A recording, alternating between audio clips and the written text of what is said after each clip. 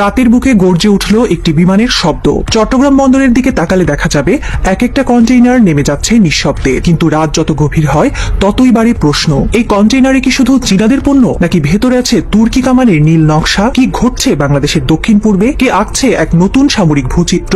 আর কেন এতটা ভয় পাচ্ছে দিল্লি? গত কয়েক সপ্তাহ ধরে ভারতের গোয়েন্দা মহলে গুঞ্জন, বাংলাদেশে মিলিটারি ইন্ডাস্ট্রিয়াল বেস গড়ে তুলছে তুরস্ক। এমনকি ভারতীয় মিডিয়ায় প্রথম জানায় চট্টগ্রাম ও নারায়ণগঞ্জে নির্মিত হচ্ছে তুর্কি সহায়তায় আধুনিক অস্ত্র কারখানা। রিপোর্ট অনুযায়ী মোহাম্মদ ইউনূসের অন্তর্বর্তী সরকারের নেতৃত্বে তুর্কি সরকারের সঙ্গে হয়েছে সরাসরি চুক্তি। আলোচনায় রয়েছে অস্ত্র উৎপাদন, প্রযুক্তি হস্তান্তর, এমনকি তুরস্কের সেনাবাহিনীর আর্টিলারি ডিজাইন ট্রান্সফার পর্যন্ত। তুরস্ক শুধু একটি রাষ্ট্র নয়, ইতিহাসের এক নাম। একসময় অটোমান সাম্রাজ্যের রাজধানী ছিল কনস্টান্টিনোপল, যেখান থেকে মুসলিম দুনিয়া শাসিত হতো। আজকের তুরস্ক যদিও গণতান্ত্রিক, তথাপি প্রেসিডেন্ট এরদোয়ানের অধীনে দেশটি নতুনভাবে গড়ছে সামরিক ও কূটনৈতিক শক্তি। ন্যাটোতে আমেরিকার পর দ্বিতীয় বৃহত্তম সেনাবাহিনী তুরস্কের। সিরিয়া, আজারবাইজান, লিবিয়া, এমনকি ইউক্রেন যুদ্ধেও তুর্কি ড্রোনের ঝলক দেখা গেছে। এমন তুরস্ক যদি চট্টগ্রামে কামানের নকশা বসায়, তাহলে তা কেবল বাংলাদেশের জন্য নয়, গোটা দক্ষিণ এশিয়ার ভূ রাজনীতির জন্য এক যুগান্তকারী ঘটনা। ভারতের প্রভাবশালী গণমাধ্যম ইন্ডিয়া.com প্রথম দাবি করে Pakistan friend Turkey to make weapons in Bangladesh, আর একটু এগিয়ে বলেছে this is not good for us. দিল্লির দৃষ্টিতে এটা শুধু বাংলাদেশের প্রতিরক্ষা সক্ষমতা বৃদ্ধি নয়, এটা এক নতুন ব্লকের জন্ম। চীনের সঙ্গে বাংলাদেশের দীর্ঘদিনের সামরিক সম্পর্ক তো ছিলই, কিন্তু এখন সেই তালিকায় যদি তুরস্কও যোগ দেয়, তাহলে ভারত তার দক্ষিণ পূর্ব সীমান্তে পায় এক নতুন প্রতিদ্বন্দ্বী। বিশেষ করে পাকিস্তান, তুরস্ক ও বাংলাদেশের সম্ভাব্য ত্রিমুখী সামরিক সহযোগিতা ভারতের প্রতিরক্ষা পরিকল্পনায় এক বিশাল পরিবর্তন আনতে পারে।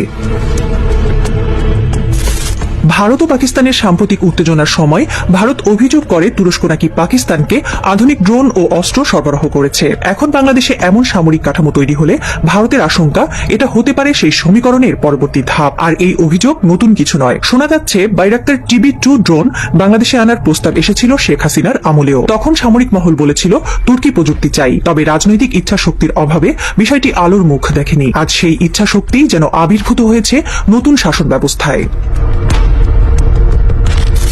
ইন্ডিয়া.com এর রিপোর্ট অনুযায়ী দুইটি স্থানে গড়ে তোলা হচ্ছে সামরিক কমপ্লেক্স, চট্টগ্রাম ও নারায়ণগঞ্জ। এর মধ্যে চট্টগ্রাম ব্যবহার হবে ভারী অস্ত্র, কামান ও রাডার প্রযুক্তির জন্য, আর নারায়ণগঞ্জে হালকা অস্ত্র, ছোট কামান ও ড্রোন সংযোজন হবে বলে জানানো হয়। বাংলাদেশের প্রতিনিধি দল তুরস্ক সফরে গিয়ে মেকানিক্যাল অ্যান্ড কেমিক্যাল ইন্ডাস্ট্রি কর্পোরেশনের ফ্যাক্টরি, টেস্টিং সাইট ও ড্রোন পরীক্ষণ কেন্দ্র ঘুরে এসেছে বলে ভারতীয় মিডিয়া দাবি করছে। এই সফরে নেতৃত্ব দেন বাংলাদেশ ইন্ডাস্ট্রিয়াল ডেভেলপমেন্ট অথরিটির চেয়ারম্যান চৌধুরী আশিক মাহমুদ বিন হারুন। তাদের দল প্রযুক্তি হস্তান্তর, যৌথ উৎপাদন এবং সামরিক প্রশিক্ষণ নিয়ে বিস্তারিত আলোচনা করেছে বলেও প্রতিবেদনে উঠে এসেছে। কিন্তু এই দুই স্থানের মধ্যে চট্টগ্রাম ও নারায়ণগঞ্জ এরা কেন এই দুটি অঞ্চলকে বেছে নেওয়া হলো সামরিক বিনিয়োগের কেন্দ্রবিন্দু হিসেবে?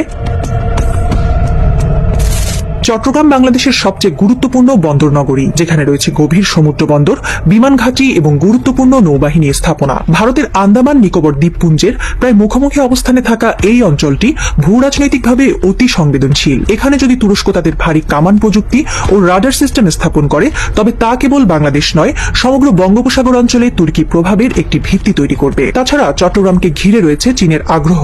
স্ট্রিং অফ পার্লস থিওরির অংশ হিসেবে চীন এখানে অর্থনৈতিক ও অবকাঠামোগত বিনিয়োগ করেছে। এখন তুরস্ক যদি একই ভৌগোলিক বিন্দুতে সামরিক প্রযুক্তি স্থাপন করে, তাহলে দক্ষিণ ও দক্ষিণ পূর্ব এশিয়ার সামরিক কৌশল এক নতুন মাত্রায় চলে যাবে। এই সংমিশ্রণে বাংলাদেশের অবস্থান হয় প্যাসিভ রিসিভার নয়, বরং এক সক্রিয় খেলোয়াড়, যে ভারসাম্য বজায় রাখছে চীন, তুরস্ক ও ভারতের মাঝে।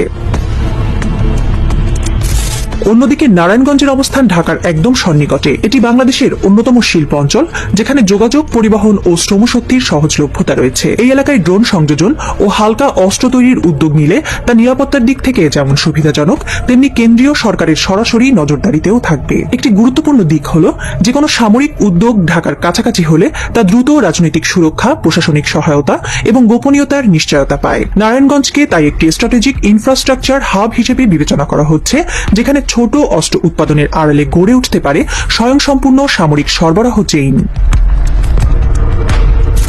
এই দুটি সামরিক হাবের অবস্থান ভারতের জন্য উদ্বেগের কারণ চট্টগ্রাম বঙ্গোপসাগরের ভারতের সামুদ্রিক দাপটকে চ্যালেঞ্জ করতে পারে, আর নারায়ণগঞ্জ ভারতমুখী বাণিজ্য রুটের খুব কাছাকাছি অবস্থানে সামরিকীকরণের ইঙ্গিত দেয়। বিশেষজ্ঞরা বলছেন, যদি এই দুই হাব সম্পূর্ণরূপে সক্রিয় হয় তবে বাংলাদেশ আর কেবল কাঁচামাল আমদানির রাষ্ট্র থাকবে না, এটি হয়ে উঠবে অস্ত্র রপ্তানিকারক একটি দেশ, বিশেষ করে মুসলিম জোটভুক্ত উন্নয়নশীল রাষ্ট্রগুলোর কাছে। বাংলাদেশ টিম তুরস্কে গিয়ে মেকানিক্যাল অ্যান্ড কেমিক্যাল ইন্ডাস্ট্রি কর্পোরেশনের ফ্যাক্টরি, টেস্টিং সাইট ও ড্রোন পরীক্ষণ কেন্দ্র ঘুরে এসেছে বলে ভারতীয় মিডিয়া দাবি করছে। এই সফরে নেতৃত্ব দেন বাংলাদেশ ইন্ডাস্ট্রিয়াল ডেভেলপমেন্ট অথরিটির চেয়ারম্যান চৌধুরী আশিক মাহমুদ বিন হারুন। তাদের টিম প্রযুক্তি হস্তান্তর, যৌথ উৎপাদন এবং সামরিক প্রশিক্ষণ নিয়ে বিস্তারিত আলোচনা করেছে বলেও প্রতিবেদনে উঠে এসেছে। একটা প্রশ্ন অবশ্যম্ভাবী, তুরস্ক কেন এতটা আগ্রহী? প্রথমত, দক্ষিণ এশিয়ায় ভারতীয় প্রভাব কমাতে চায় তুরস্ক। দ্বিতীয়ত, ইসলামী জোটে বাংলাদেশের ভূ রাজনৈতিক অবস্থান খুবই গুরুত্বপূর্ণ। আর তৃতীয়ত, তুরস্কের অস্ত্রশিল্প নতুন বাজার খুঁজছে। বাংলাদেশে একটি অস্ত্র উৎপাদন কেন্দ্র তৈরি হলে সেটি তুরস্কের জন্য কেবল ব্যবসায়িক নয়, কৌশলগত সুবিধাও এনে দেবে। এই মুহূর্তে বাংলাদেশের কূটনীতি এক জটিল ট্রায়াঙ্গেলে দাঁড়িয়ে। একদিকে চীন, অন্যদিকে তুরস্ক, আর তৃতীয় পাশে ভারত। তিন দিকেই ঘূর্ণিঝড়ের সম্ভাবনা। ভারতের গণমাধ্যমের ক্ষুব্ধ প্রতিবেদন, টুইটার ইনফ্লুয়েন্সারদের বিষাক্ত ভাষা, এমনকি দিল্লির থিঙ্ক ট্যাঙ্কগুলো এই বিষয়টিকে রিজিওনাল শিফট ইন পাওয়ার বলে অভিহিত করছে। বাংলাদেশ কি তবে নতুন এক সামরিক জোটের দিকে এগোচ্ছে? রাতের আধারে নারায়ণগঞ্জের নদী পাড়ে এক অচেনা গুদামে আলো জ্বলে। কেউ জানে না ভিতরে কি হচ্ছে। দূর থেকে দেখা যায় ট্রাক আসছে, ট্রাক যাচ্ছে। এক কণ্ঠ বলছে কাজ দ্রুত শেষ করতে হবে, জুনের মধ্যেই প্রথম চালান দিতে হবে তুরস্কে। কে এই কণ্ঠ? কি সেই চালান? অস্ত্র, ড্রোন, নাকি দক্ষিণ এশিয়ার শক্তির নতুন সমীকরণ? ভারতের ভেতরে উচ্চকিত আতঙ্ক আর বাংলাদেশের রাজনীতিতে চাপা উত্তেজনা, সবকিছুর মাঝখানে গড়ে উঠছে এক নতুন সামরিক ভূচিত্র। প্রশ্ন শুধু একটাই, এই খেলায় শেষ হাসি কে হাসবে?